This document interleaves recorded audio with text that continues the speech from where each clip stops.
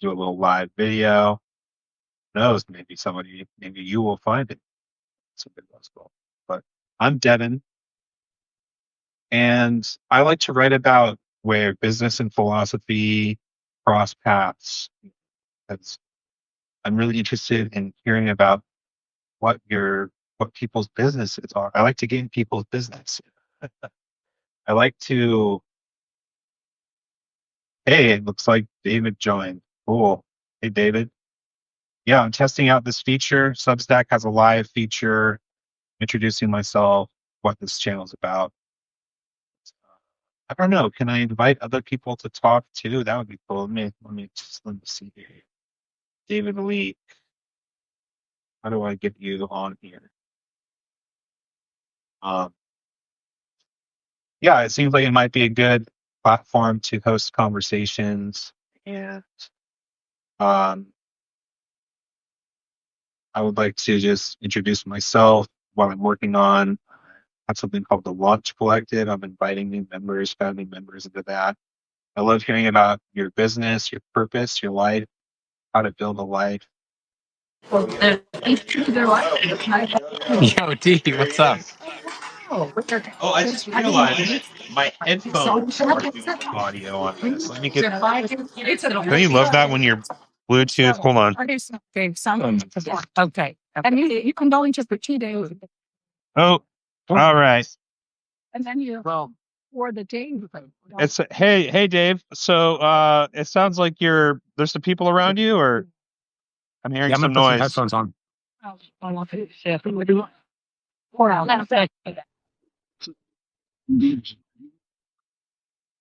How's that? Cool. Better? Nice. So you're in the forest I'm in somewhere? Handline Forest of Sebastopol. Oh, okay.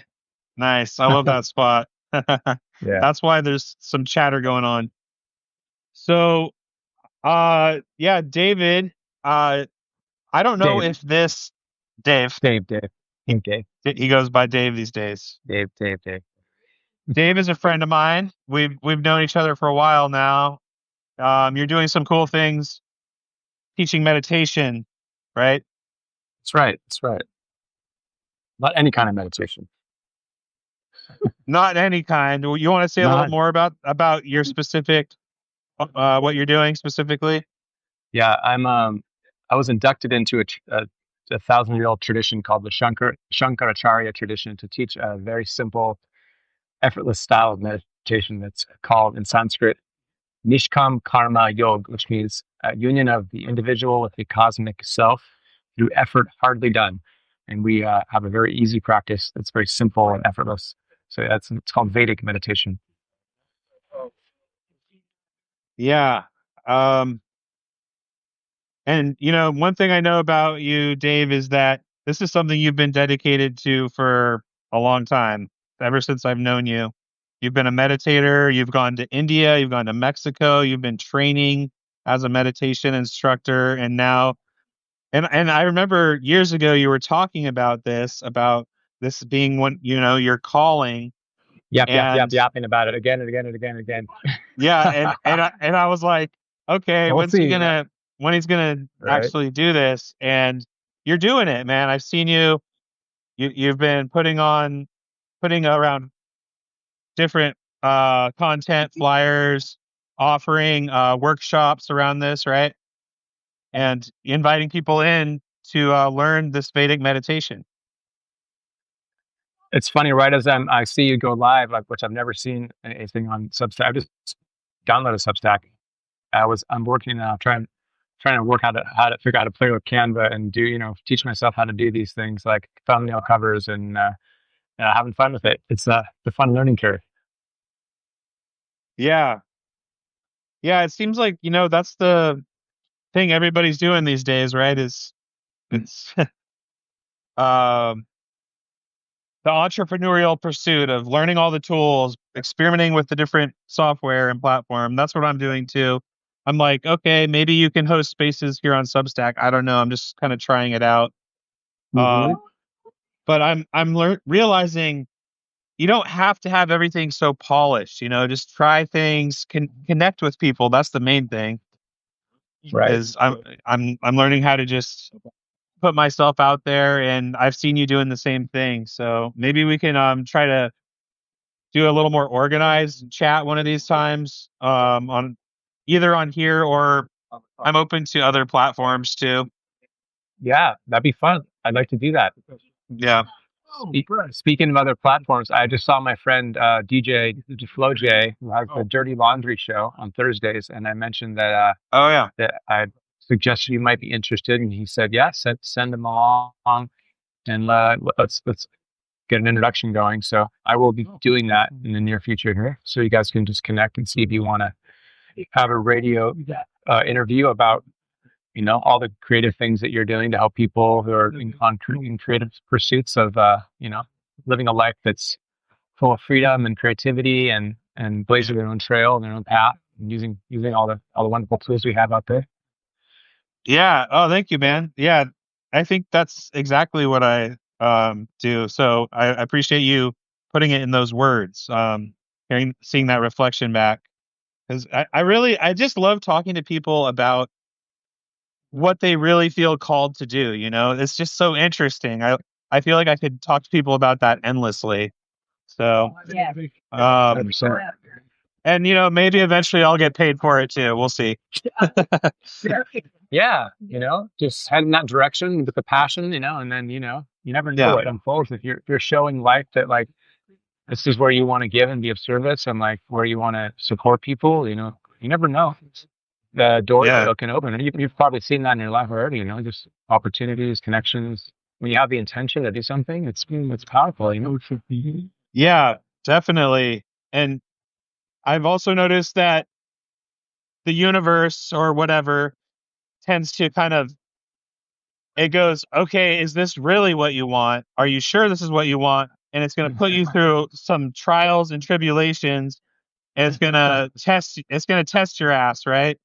And that's what I've been going through is like I've been putting out a lot of content, writing my newsletter, trying to put myself out there and kind of um butting against a hedge a little bit with it, but I think I'm reframing it as like, okay, this is a perfect opportunity for me to get really clear in myself of what this is for me, and to be really committed to something.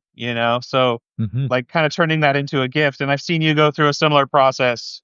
Hmm. Yeah, and just constantly refining. Even though I'm doing that thing finally that I've been talking about doing for years now, I have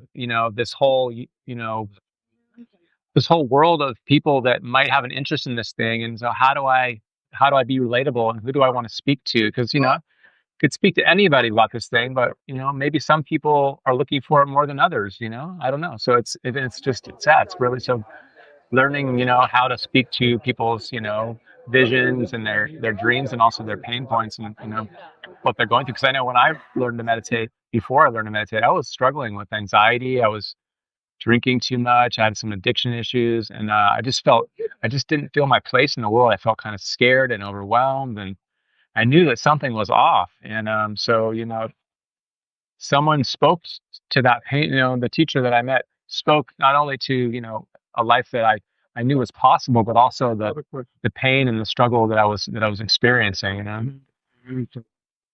Hmm. Yeah. Um, Meditation, there's so much to it, right? That it's like people don't even realize, that, but your story, I think that's what people resonate with too, right? It's not just meditation, it's like how it's affected your life. Your story of like your story is inspiring. It's you were struggling with addiction and um existential dread or whatever you want to call it, right? Yeah, that's a good way And to put it. Yeah, it really was that. That's really good and framing. and like how did meditation did it immediately start to alleviate that for you, or when did you realize that this was something that could really help you? Immediately in the first few meditation states in the first week of the Wow. course. It was Wow. profound. I mean, it felt like the way I described it, and for other meditators that have learned this practice, describe it as it was like coming home, like a home, coming to like home to yourself in a way that when you experienced it, you felt it. It was felt so familiar, but like you've been missing for so long. That sense of like, oh, I'm okay. Like, oh, the relief, the peace of like, oh, I don't have to try to do this or that or look like that or strive for this or it was and physiologically, I could the relief lifted off me. There's the tightness of anxiety and the racing heart and kind of the busy mind. The mind started to get quieter and so profound, man. And it's like, yeah, like the word meditation. It's really important when we talk about. I mean, some people that means a lot of different things to a lot of different people. And what does Yeah. that even mean? It's kind of like saying you say you meditate. It's kind of like saying you play sports. Like, well, what do you mean? Do you play badminton or you swim or Right. you know what I mean? So, and It's then very general. Yeah.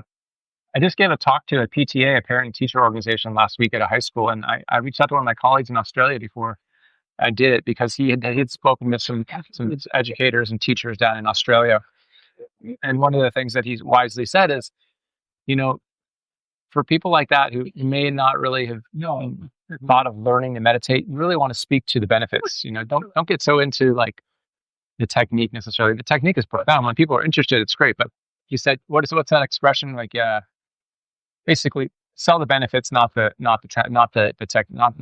means to the transformation. Like what is the result, not what is the process. And I think Yeah. I think sometimes that's really wise because you can kind of get in the weeds with people and they're like, I don't know. So I think it's good to, anyways, it's all valuable, but I think that's helpful, particularly for people to help them identify and how they can relate to why they might want to consider learning how to meditate. Yeah. Yeah. I think that's true across any industry. When you're promoting your service or your product, it's like, well, why do people actually want this, right? But Right. I think in meditation, it's really it's a unique thing that you're teaching, that it has these like incredible benefits to it that most people don't yet know or understand. So the better you get at like clearly reflecting your own experience and those of your students, right? So like you've been teaching for a minute now and you've already taught several students, right? So what about, have you been getting any feedback about the benefits that your students have experienced? Yeah, I have. I just taught three new people like 2 weeks ago, and so they're in their first 2 weeks, and I have a check in with them next week. Both of them booked in a follow up, and I got an email from one of them saying, "Oh my God, I haven't missed a meditation, but one." And I saw because I really harp on being consistent and regular. He said, "I haven't missed one, but oh man," he said, "every meditation is so restless." And so, if you took the Vedic meditation course, you would know, particularly in the first weeks and months of doing Vedic meditation, that because it's so powerful at releasing stress and accumulated stress and overloads of experience from our past, that in the first weeks and days and months, oftentimes the experience is that people still continue to have a busy mind because that thought activity is actually an epiphenomenon or it's a symptom of stress coming up and out of the body. So the busyness in the mind. So when you learn in the course that actually there's two legitimate outcomes of Vedic meditation. Basically, there's what's called an inward stroke and the outward stroke. And the inward stroke is you go in and you come down and you go deep. And then when you go deep, you rest deeply, and then the body starts to unwind stress. And then that looks like you start to think. So you come back up. So I had to assure him that no problem, it's all good. The thinking is going to probably, it'll continue for a while, but it'll shift and change. So yeah, I mean, it's a variety of different people have, they come to it at different life stages. So yeah, I'm starting to collect some testimonials.